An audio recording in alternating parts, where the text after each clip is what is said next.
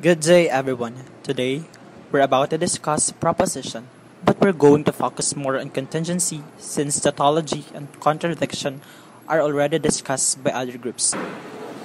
So, let's start.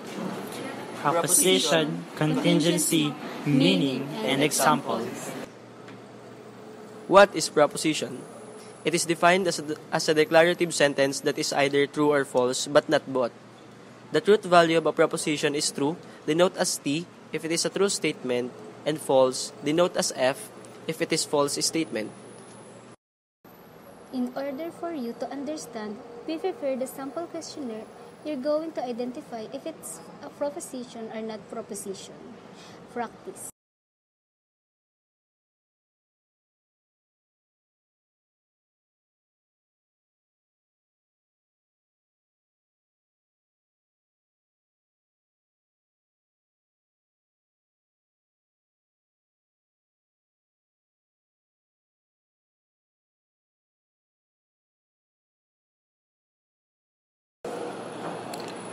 Your time is over.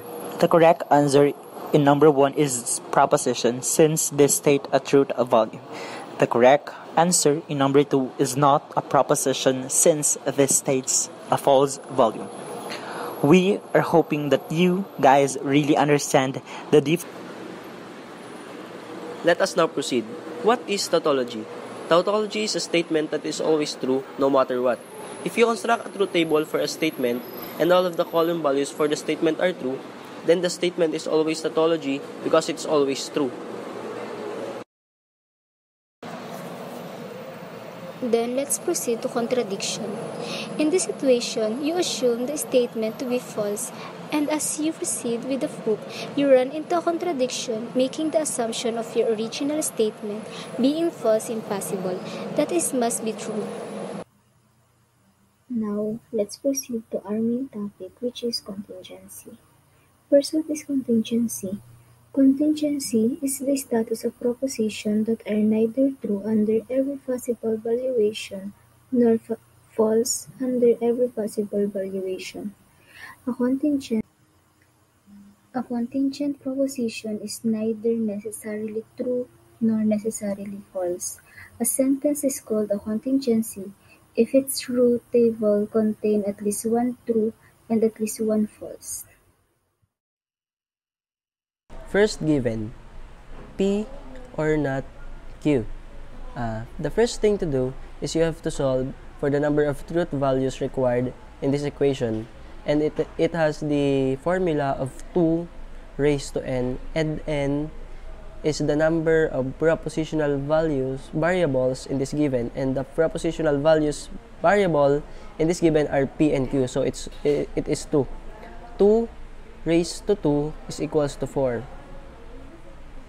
And next thing is you have to write the premise. The premise in this given, first is P, second is Q, not Q, and the whole given. P or not Q. So let's proceed to the writing of truth values in this given.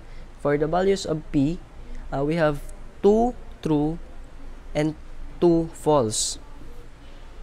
Next is for the value of Q, and you have to alternate the true, false, true, false. And for the value of not Q or negate Q, you just have to write the opposite of the values of Q, which is this. The opposite of true is false. The opposite of false is true, false, and true. And let's proceed to the writing of truth values in this P or not Q. We notice that this is a disjunction, and in this junction, 1 true is equivalent to true. And for you to really understand, you can rely on this book, Mathematics in the Modern World, Revised Edition 2019, page 37. So let's start. The value of P, which is this, and the value of negate Q, which is this, these two. True and false is equals to true. and true is equivalent to true. False and false is equivalent to false, and false and true is equivalent to true. In this result, you can notice that this is a combination of tautology because we have 3 true and contradiction, 1 false. So this is a contingent or under contingency because A compound proposition is a contingent if it's neither a tautology nor a contradiction.